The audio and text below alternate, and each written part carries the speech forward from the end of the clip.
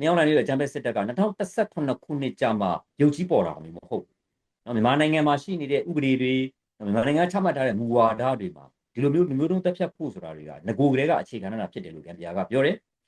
1982ခုနှစ်နိုင်ငံသားဖြစ်မှုဥပဒေသည်နိုင်ငံသားဖြစ်ခြင်းဆိုတာကိုတိုင်းရင်းသားဖြစ်ခြင်းပေါ်မှာအခြေခံပြီးတော့ပြန်သတ်မှတ်ခဲ့တာကြောင့်ရိုဟင်ဂျာတွေတမင်တကာချန်လက်ခံထားခဲ့ရတယ်ရလတ်အနေနဲ့ရို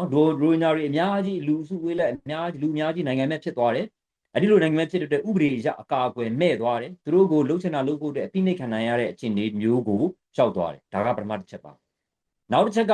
ဒီရိုဟင်ဂျာတွေရဲ့နေ့စဉ်လူနေမှုဘဝကိုဘယ်လိုဖျက်ဆီးတယ်ဆိုတာကိုဂမ်ဘီယာဘက်ကရှောက်ပါတယ်ဥပမာဖြင့် NVC National Verification Card နိုင်ငံသားစစ်စစ်ကပ်ပဲဆိုကြပါဆိုကြနော်ဘယ်လိုဘာသာပြန်ထားလဲတော့မသိဘူးဒီ NVC ကတ်စနစ်က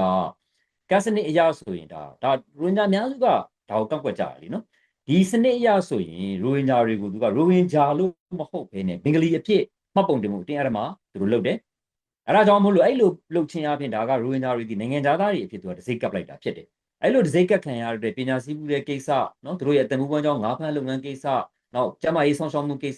စဒီလိုကိစ္စမျိုးတွေပါနော်ဟလာဘင်္ဂလီလို့လက်မခံဘူးဆိုရင်ဒါတွေကိုရိုဟင်ဂျာတွေနဲ့မရတော့နော်ဒီလိုအခြေအနေမျိုးကိုရောက်သွားတယ်ပြီးတော့မိသားစုနဲ့ပတ်သက်ပြီးတော့တမင်တကာဖိနှိပ်တဲ့ကိစ္စတွေဥပမာလက်ထပ်မယ်ဆိုရင်သူကခွင့်ပြုချက်တောင်းရတယ်အဲ့ဒီခွင့်ပြုချက်ရဖို့အတွက်ကလည်းပဲလက်ထိုးရတယ်နော်ပြီးတော့မိသားစုတစုကိုကလေး2ယောက်ပဲယူရမယ်ဆိုတဲ့မူသတ်မှတ်ထားတယ်ဝေးစင်းထုတ်မပေးဘူးဝေးစင်းထုတ်မပေးဘူးဆိုတော့မွေးလာတဲ့ကလေးတွေကဟလာဥပဒေရဘာမှအကျုံးမဝင်တော့ဘူးနော်ပညာသင်ကြားခွင့်တို့စေကူတာခွင့်တို့ဒါတွေဘာမှအကျုံးမဝင်တော့ဘူးပေါ့ဗျာနော်ပြောရရင်တော့ stateless လို့သူတို့ကိုခေါ်နေတာသိမှန်တယ်ပေါ့ပြောတာ stateless လို့သူတို့ကိုခေါ်နေတာတွေကိုထပ်ပြီးတော့တက်တည်ပြတဲ့ရှောက်လဲချက်တွေပဲပေါ့နောက်တစ်ခုက hate speech အမုန်းစကားတွေဒီအမုန်းစကားတွေကဟလာဒီအောက်ခြေအဆင့်လောက်ရက်ထဲမှာလောက်ပြောနေတာမဟုတ်ဘဲနဲ့နိုင်ငံမှာတာဝန်ရှိတဲ့ခေါင်းဆောင်အထက်ပိုင်းခေါင်းဆောင်တွေစီကလာတယ်ဆိုတော့ကိုဂမ်ဘီယာဘက်ကတင်ပြတယ်အဲ့မှာမရောက်လိုင်းကိုအဓိကထောက်ပြသွားတယ်နော်ဒီရိုဟင်ဂျာကိုရိုဟင်ဂျာတွေနဲ့ပတ်သက်တဲ့အမုန်းစကားဖြန့်တဲ့ဝါဒဖြန့်တဲ့ကိစ္စတွေကိုနိုင်ငံအဆင့်ကဥဆောင်ပြီးတော့ခေါင်းဆောင်တွေကိုယ်တိုင်ကထောက်ခံပြောဆိုတယ်ဆိုတဲ့ကိစ္စနော်အဲ့တော့မရောက်လိုင်းအပါအဝင်နော်စစ်တပ်ထိပ်တန်းအရာရှိကြီးတွေဒီရိုဟင်ဂျာတွေကိုရှင်းပစ်တဲ့ကိစ္စက1942ခုနှစ်ကတည်းကမပြီးပြတ်သေးတဲ့လုပ်ငန်းလို့မင်းအောင်လှိုင်ပြောခဲ့တဲ့စကားကိုပြန်ပြီးတော့ကိုကတင်ပြသွားတယ်ရိုဟင်ဂျာတွေကိုတရိษံတွေကျူးကျော်သူတွေနော်မြန်မာနိုင်ငံမှာတခြားလူမျိုးစုတွေရဲ့နိုင်ငံရဲ့တည်ရှိမှုတခြားလူမျိုးစုတွေရဲ့တည်ရှိမှုကိုချိန်ချောက်နေတဲ့လူတွေဖြစ်အကြီးကျယ်ပုံဖော်ခဲ့တယ်ဆိုပြီးတော့ဂမ်ဘီယာဘက်ကတင်ပြတယ်နောက်တစ်ခုကကျွန်တော်တို့ social media platform တွေ digital platform တွေပြခြုံပြီးတော့ပြောတယ်ကျွန်တော်တို့လူများစုနားလည်အောင်ပြောနေ social media platform တွေပေါ့စစ်တပ်ကဒီ social media platform တွေကိုလက်နက်အဖြစ်သုံးခဲ့တဲ့ကိစ္စကိုလည်းပဲဂမ်ဘီယာကတင်ပြတယ်အဲ့တော့မြောက်လာနေကအကြမ်းဖက်စစ်တပ်ဒီအမုန်းစကားတွေလိန်နာတွေနော်ရိုဟင်ဂျာတွေကအကြမ်းဖက်ပါတယ်ဆိုပြီးတော့လုတ်ကြံထားတဲ့ဇလန်းတွေကိုဖြန့်ဖို့အတွက်နော်အကောင့်တူတွေ Facebook အကောင့်တူတွေကိုကွန်ရက်ဖွဲ့ပြီးတော့ကိုသူတို့ကဖွင့်ပြီးတော့အသုံးပြုခဲ့တယ်အဲ့ဒါကဂမ်ဘီယာရဲ့တင်ပြချက်အရလူမျိုးတုံးတပ်ဖြတ်မှုမြောက်တဲ့ဖြစ်ရပ်တွေမှာတွေ့ရလေရှိတဲ့မှန်တဲ့ကိုကြည့်ပြီးတော့ဆွဆွဲတဲ့ကိစ္စမှန်ကြည့်ပြီးတော့ဆွဆွဲတဲ့ကိစ္စမှန်ကြည့်ပြီးတော့ဆွဆွဲတယ်ဆိုတော့ဟလာကိုပြန်ဆွဆွဲတာပဲပေါ့ဗျာနော်ကိုကလှုပ်တဲ့ကိစ္စကိုကိုကမတော်တရားလှုပ်တဲ့ကိစ္စကိုတခြားလူတယောက်ကလှုပ်နေတယ်လို့မျိုးပုံဖော်တဲ့ပုံစံမျိုးဖြစ်ပါတယ်တဲ့ဒါဂမ်ဘီယာဘက်ကတင်ပြတာပါနောက်တစ်ခုကဒီ clearance operation လို့ခေါ်တဲ့နယ်မြေရှင်းလင်းတဲ့စစ်စင်ရေးတွေကနော်စနစ်တကျတုတ်တင်ရှင်းလင်းတဲ့အစီအစဉ်တိုင်းလုပ်တယ်လို့ဂမ်ဘီယာဘက်ကတင်ပြတယ်အဲ့ဒီမှာရွာ300ကိုနမူနာပေးသွားတယ်မင်းကြီးရဲ့ချွတ်ပြင်ရဲ့မောင်မှုရဲ့ဒီရွာတွေမှာတိုက်ခိုက်မှုတွေဒီဟလာစနစ်တကျအစီအစဉ်ချမှတ်ထားတဲ့စောက်ကြီးတိုင်းပေါ့ဗျနော်စောက်ထဲမှာပြဋ္ဌာန်းထားတဲ့အတိုင်းလုပ်တယ်ဆိုပြီးတော့ဂမ်ဘီယာကတင်ပြတယ်ဒီနေရာမှာတက်မ33နဲ့တက်မ99လို့နော်စစ်တပ်မှာတကက်တက်တွေပေါ့ဗျာမာတယ်ထန်တယ်ရက်ဆက်တယ်ဆိုတော့တက်တွေပေါ့နော်ဒီလိုတက်တွေကိုလွှတ်ခဲ့လူရကြေးရွာတွေကိုဝိုင်းပိတ်ထားတယ်နော်ရွာတွေကိုအစားအစာနဲ့အကူအညီတွေဖြတ်တောက်ထားတယ်ပြီးရင်ဝင်လာရင်ထွက်ပြေးနိုင်တဲ့လမ်းကြောင်းတွေကိုပိတ်ဆို့ထားတယ်ဒါတွေကိုလုပ်တယ်ဆိုပြီးတော့လည်းဂမ်ဘီယာကတေချာတင်ပြတယ်နောက်တစ်ချက်က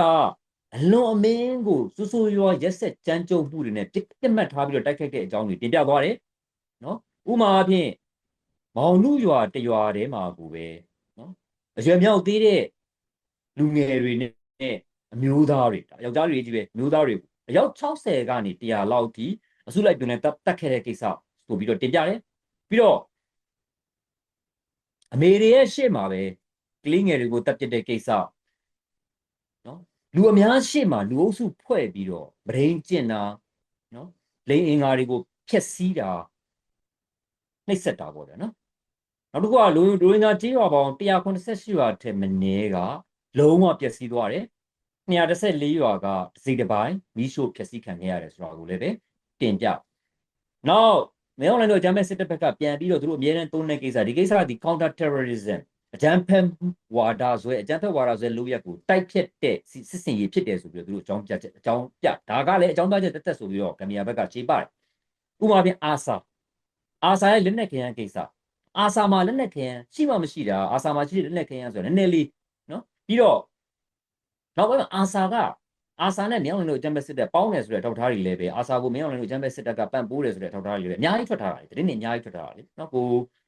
BIV မှာတော့မှဒါနဲ့ပတ်သက်ပြီးတော့သတင်းဆောင်မတင်ထားပါသေးတယ်နော်အဲ့တော့အာဆာအဖွဲ့အနေနဲ့ကလက်နက်ခဲယမ်းကရှိတယ်နည်းနည်းပဲရှိတယ်နော်ဒီလိုမြောင်းလင်းတို့အကြမ်းဖက်စစ်တပ်လို့စစ်တပ်ကြီးတစ်ခုလုံးအတွက်စစ်ရေးရဘယ်လိုနည်းနဲ့မှချိန်ချောမှုမရှိနိုင်ဘူးနော်ဂမ်ဘီယာရဲ့ပြောရဆိုရင်အာဆာဆိုတာဒီအာဆာကိုအကြောင်းပြတာဒီမြောင်းလင်းတို့အကြမ်းဖက်စစ်တပ်အနေနဲ့ကြိုတင်ပြီးတော့စီစဉ်ထားတဲ့စစ်စင်ရေးအတွက်နော်အကြောင်းပြချက်အနေနဲ့အသုံးချတာတက်ပဲဖြစ်တယ်နော်ဒီအကြမ်းဖက်စစ်တပ်ဟာရိုဟင်ဂျာတွေကပဲသူတို့ဂျွာတွေကိုသူတို့ဖာသာမီးရှို့တဲ့ပုံစံမျိုးဆွတ်ဆွဲဖို့အတွက်ဟလာဓာတ်ပုံတွေဖန်တီးရိုက်ပြီးတော့လောက်ကြံဖန်တီးပြီးတော့လည်းပဲဆွတ်ဆွဲခဲ့တယ်လို့ကမ်ဘီယာဘက်ကတင်ပြတယ်နောက်တစ်ချက်က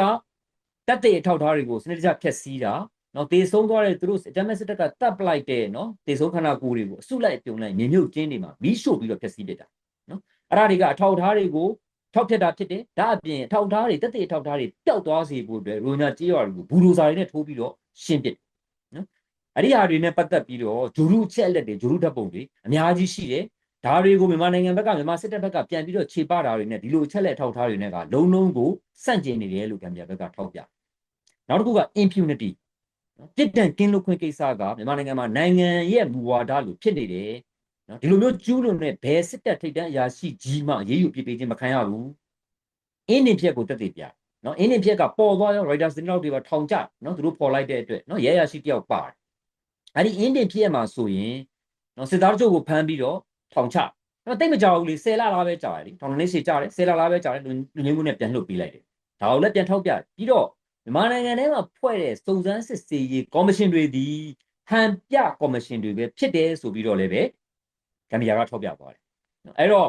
ဂမ်ဘီယာနိုင်ငံကတင်ပြတာကိုပြန်ချုပ်ပြောရင်လူမျိုးတုံးတပ်ဖြတ်မှုဆိုတာဒီရုတ်တရက်ဖြစ်လာတာမဟုတ်ဘူးနော်အချိန်ယူပြီးတော့စနစ်တကျအကွက်ကြကြံစီထားတဲ့လုပ်ငန်းစဉ်တစ်ခုဖြစ်တယ်လို့ဂမ်ဘီယာကပုံဖော်ပြောဆိုသွားတယ်ဒီညမှာဥပဒေကြောင်းကိုထောက်ပြတယ်ပြောဆိုတဲ့စကားတွေသုံးနှုန်းတဲ့စကားတွေဒါတွေကိုထောက်ပြတယ်ဝါရဘလို့ဖြန့်နေဆိုတာထောက်ပြတယ်အကြမ်းဖက်လုပ်ရက်တွေကိုထောက်ပြတယ်ပြီးတဲ့အခါကျထောက်ထားတွေကိုဖျက်ဆီးတဲ့ကိစ္စပြစ်ဒဏ်ကင်းလွတ်ခွင့်ရနေတဲ့ကိစ္စ